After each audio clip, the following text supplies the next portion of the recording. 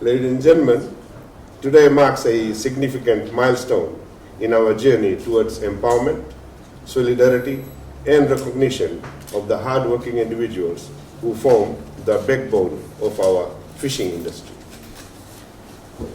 It is with great pride and enthusiasm that we gather here to celebrate the launch of the Fishes Office and the unveiling of a rebranded logo, a symbol of unity, resilience, and commitment to improving the lives of fishers.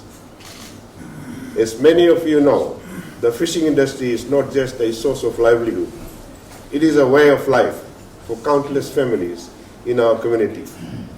However, the reality faced by many of our fishermen is one of uncertainty and hardship. Engaging in a large-scale fishing without fixed employment. Our fishermen often find themselves at the mercy of multiple employers, inconsistent working conditions, and a lack of job security. The terms of employment are dictated by the time spent on ships and the volume of the catch, leaving many vulnerable to exploitation and hardship.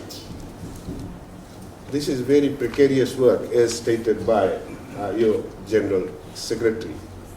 It's very funny that you go out there,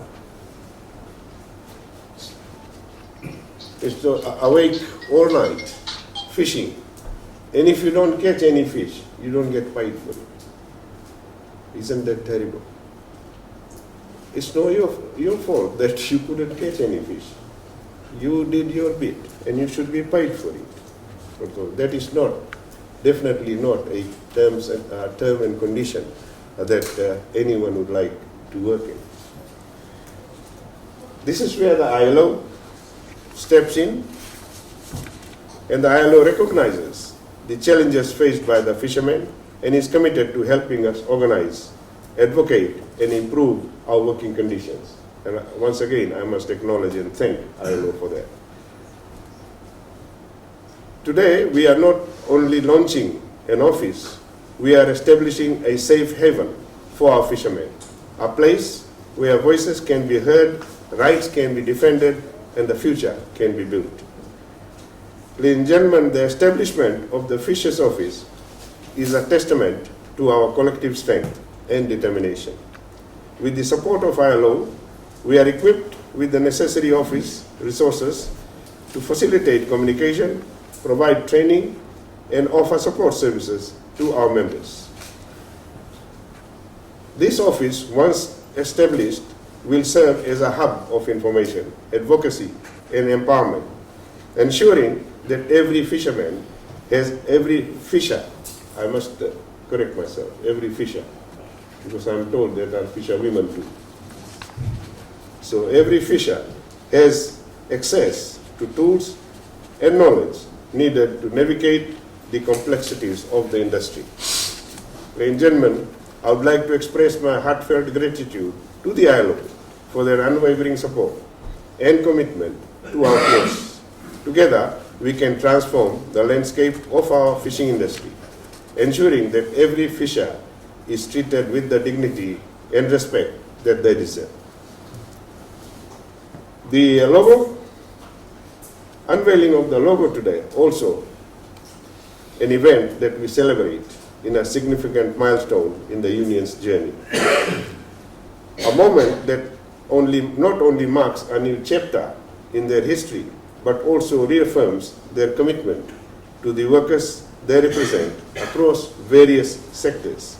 And you just heard from Salesh that from underground to up in the air, you are now able to recruit any worker. As you unveil your logo, let us honor your past while embracing the future filled with promise and opportunity. The roots of the union stretch back to the 1970s, when a group of dedicated Air Pacific employees came together to advocate for their rights and improve their working conditions initially known by a different name. The organization evolved into the excuse me, Fiji Aviation Workers Union, Fiji Aviation Workers Association, reflecting their commitment to the aviation sector. However, as the landscape of work in Fiji changed, so too did the organization's vision. In the late 80s, they recognized the need to broaden their scope and became Transport Workers Union, encompassing the transport sector, sea, air, and land. Today, they stand at the threshold of a new era. You are rebranding as the Transport, Commerce, and General Workers Union, signifying your expansion beyond traditional transport sectors.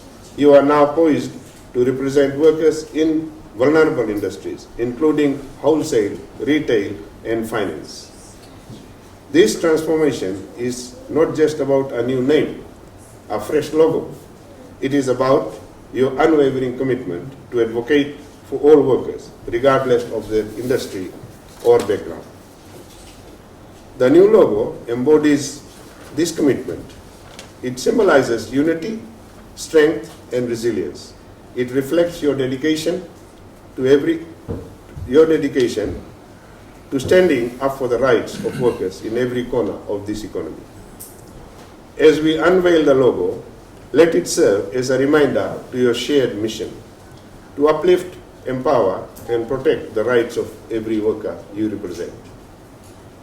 In a world that is constantly changing, you must adapt and evolve. The challenges faced by workers today are more complex than ever.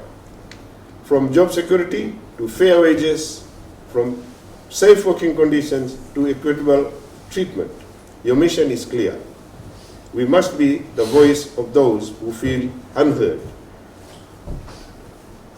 You must become the voice of the voiceless, the shield for those who feel vulnerable, and the guiding light for those who seek justice in their workplaces. As you move forward, remember that your strength is in solidarity. Together, you can create a future where every worker is valued, respected, and empowered. Embrace the new identity with pride and determination, knowing that you are not just a union, you are a community that stands together in the face of adversity and champions the rights of workers.